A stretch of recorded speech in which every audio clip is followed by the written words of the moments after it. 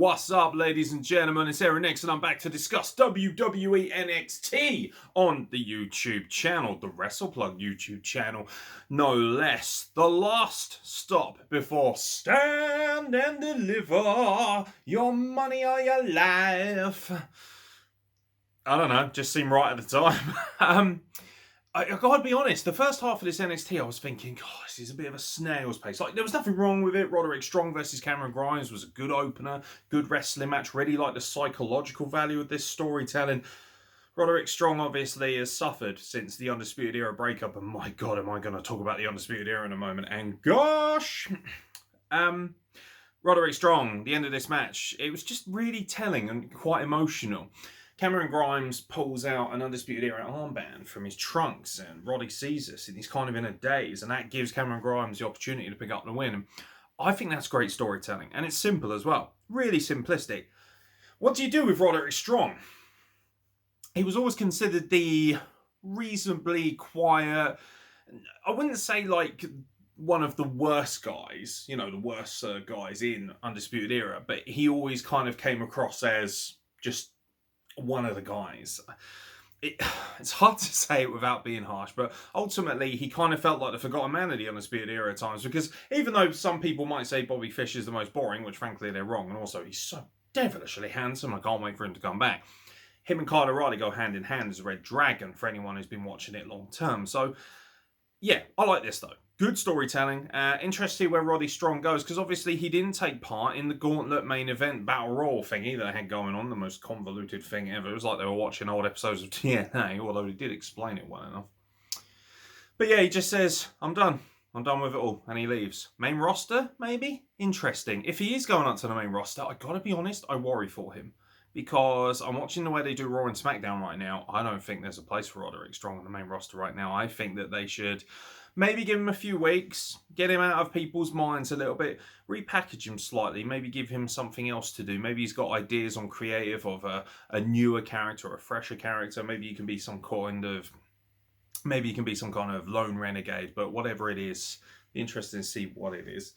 One of the really big storylines for this show, and obviously building to Stand and Deliver, is the fact that Raquel Gonzalez and Io Shirai just can't keep their fucking hands off of each other. It was kind of hysterical. Although Raquel Gonzalez, let's be honest, beat the shit out of Io Shirai every time she had the opportunity until right at the end. And if anything, it was actually quite clever, because it kept making you think, why does she keep coming back? Why doesn't she just stay down? And ultimately, she doesn't stay down. So Raquel Gonzalez faces Zoe Stark, who once again shows that she's got great potential. I've seen some people moaning on social media saying, oh, well, she's losing every match. I must admit, I understand to a certain extent, because I would be a hypocrite if I said that doesn't matter, because I've actually been on this podcast many times and said wins do matter. And to the casual fan, why am I supposed to take somebody seriously if ultimately they keep losing every week? So I understand that from their perspective, but she does look great in losses. This match was a little sloppy in places, but Raquel Gonzalez really looked dominant, which is what was important coming out of this. And to be fair, when they had the big spots like the blockbuster off the top rope, it looked good. Io Shirai got decked before this match. Afterwards, she got decked. They bumped into each other backstage. I say bumped into each other. They just crashed into each other like a couple of Mack trucks. And Io Shirai got put right through the wall, which I thought looked sick. I know people are going to say, oh, it's a bit fake and the wall's a bit of a... But as a visual, looked fucking cool with Raquel Gonzalez just holding her up. Get for the fucking wall, bitch. I thought that was sick. I did. I really enjoyed that image. Thought that looked very cool. And then, of course, at the end of the show, after you've had the Gauntlet match, which very strange time to do it, but very cool, very chaotic, Io Shirai just comes out and just starts screaming on the microphone in Japanese and name drops Raquel Gonzalez. Here comes Gonzalez, schmoz everywhere. And, of course, Io Shirai hits a beautiful splash and takes everybody out, and we'll see you at Stand and Deliver. However, one thing I must point out, I don't know for anyone who might have seen it, there are a couple of... Obviously, they had loads of jobbers out there to take hits and get beaten up and essentially be cannon fodder. And a couple of them just decided to jump out of the ring and take bumps, even though they hadn't been thrown out or touched by anyone. It was a very weird scenario. One of the black women, she just jumped out, and then the next minute, she's on the floor rolling around. I'm like, we can see you. It is live TV. But other than that, it was great, to be fair. So I can't complain. But this was all about build. Build to Stand and Deliver. And promos really were quite special here. Santos Escobar cut a great promo in the build-up to his ladder match with Jordan Devlin. There was no Jordan Devlin on this show.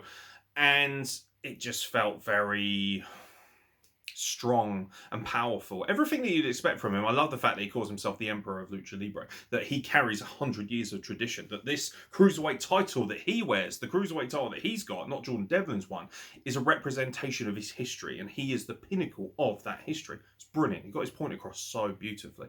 Really excited about this match. Had a great match with Tyler Breeze as well. Great to see Tyler Breeze.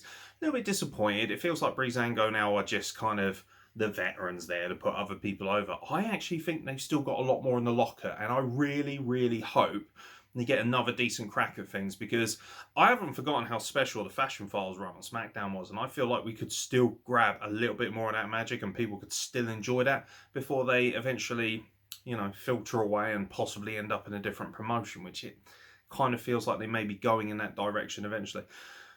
I'm not somebody who says everybody should go to AEW, but I think Breezango actually would really lend themselves well to AEW, because they're just such fantastic hands in the ring. The ring generals, particularly Tyler Breeze, who feels like a really great veteran now, and I feel like they could really help balance out a lot of the smaller, high-flying members of the AEW's roster. So we'll see how things go in that regard. But that was a great promo. Tommaso Ciampa's promo against Volta was mwah.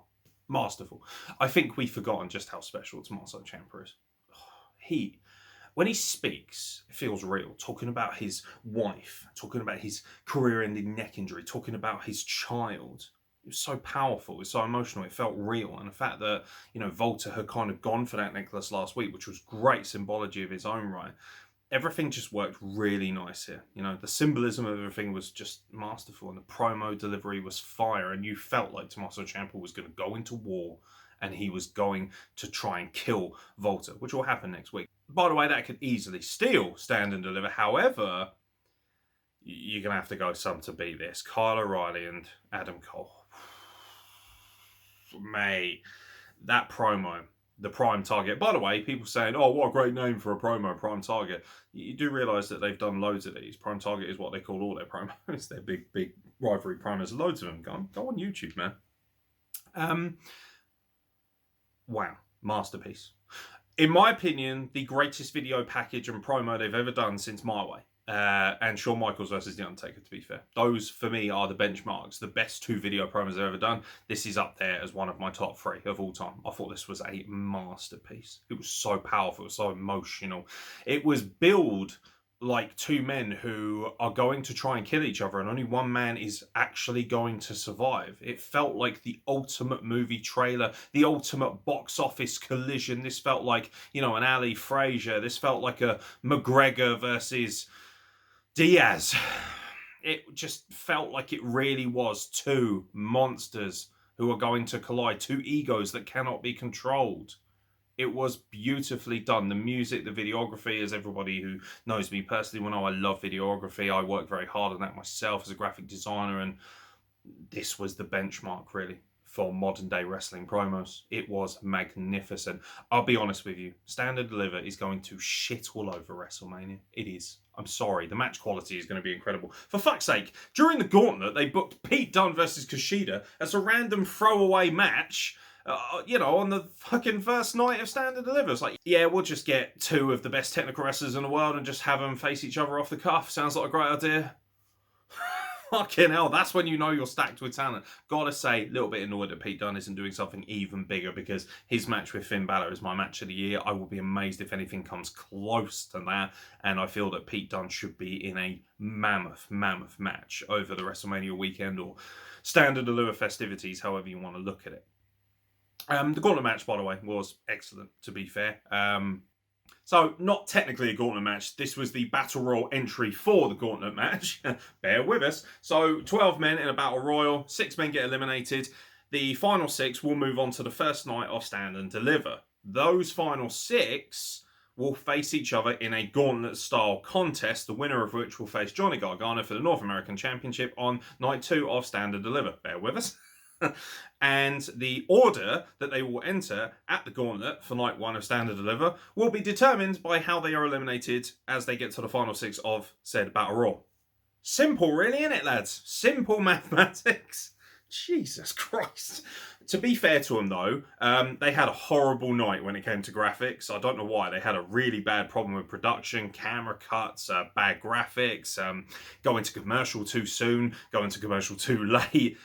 Weird stuff going on. But they nailed it here. Vic Joseph and Wade Barrett went over the rules pretty succinctly at the beginning of the match. I love the start of the match, by the way, before anything even kicks off. Leon Ruff and Swerve are trying to kill each other. And ultimately, the final 6 guys, they kind of got eliminated in an order, which means that they can face each other and help advance their storylines. Because the final 6, of course, will be Leon Ruff and Swerve, so obviously they're going to start, which is perfect because they've been going after each other quite a while. Then you've got Bronson Reed and Cameron Grimes, which is perfect. They've got a nice little rivalry. And then obviously the final 2 is Dexter Lumis and L.A. Knight. Dummy, yeah. Love the fact Johnny Gargano was on commentary for the final 6 as well. Love the fact that he called L.A. Knight dummy. Also love the fact that he was going back and forth with Beth Phoenix. He just turned around to her and went, "You think you know me?" I was like, very good, sir. I like that. That's really funny. I also really loved it when Wade Barrett said to Johnny Gargano when he chastised him for saying potatoes a little bit different, or bananas it was, I think it was. Yeah, he said, "You say bananas. We say bananas," because he keeps saying that William Regal is cuckoo bananas.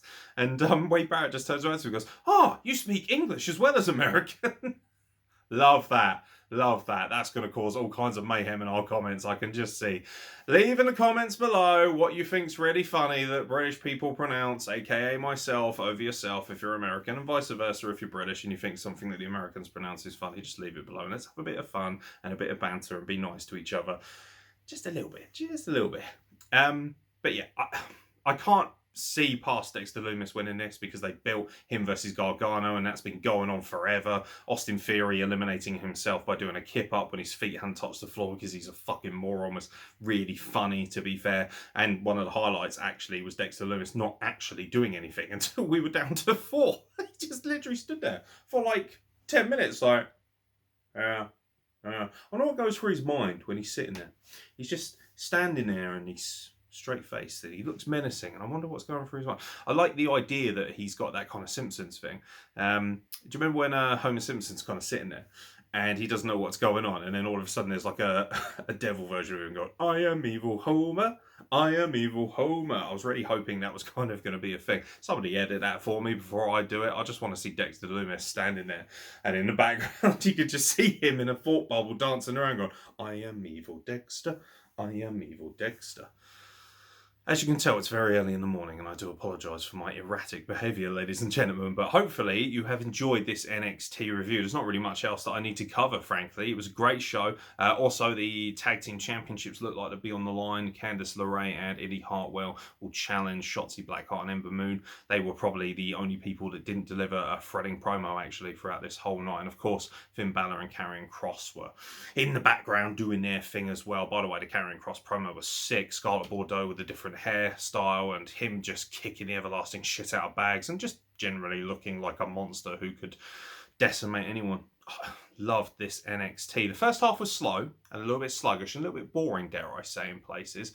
But the second half was just fucking chaos, and I love my chaos. I love the carnage. I love just impromptu brawls and fights.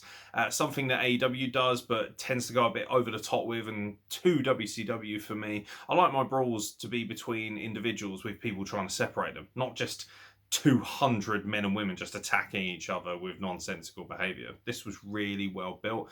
Like I said, Stand and Deliver is going to shit all over WrestleMania. You can pretty much guarantee it. There are 3 matches on that card that legitimately should steal Match of the Year candidate. It's going to be interesting to see who comes out of that as the best match over the 2 nights, because holy shit, there are some spectacular main events. Feels like they've got 4 or 5 matches here that could main event every single pay-per-view if they wanted. They're basically showing, yeah, that's great. So WWE's main roster has what? 10, 11 pay-per-views over the year, and they're going to have main events. How about we just have 10 or 11 pay-per-view main events on one card? Yeah, fuck it, that'll do. Good stuff. Good stuff, NXT. Make sure you look out for our Stand and Deliver predictions. They'll probably be dropping at the beginning of next week, so you've got plenty of time to enjoy them before the festivities begin. And WrestleMania week, there's going to be a lot a lot, and I mean a lot of content coming from us, not only interviews, but also all these shows that need to be covered. So please bear with us, have a bit of patience, and most importantly, please continue to support the channel, because without your subscriptions, without your likes, without your comments, frankly, it just wouldn't really be worth doing it. And I love you all for interacting as much as you do. I've been Aaron Nix. Thank you very much for watching, and I'll catch you very soon for more content from the Wrestle Plug.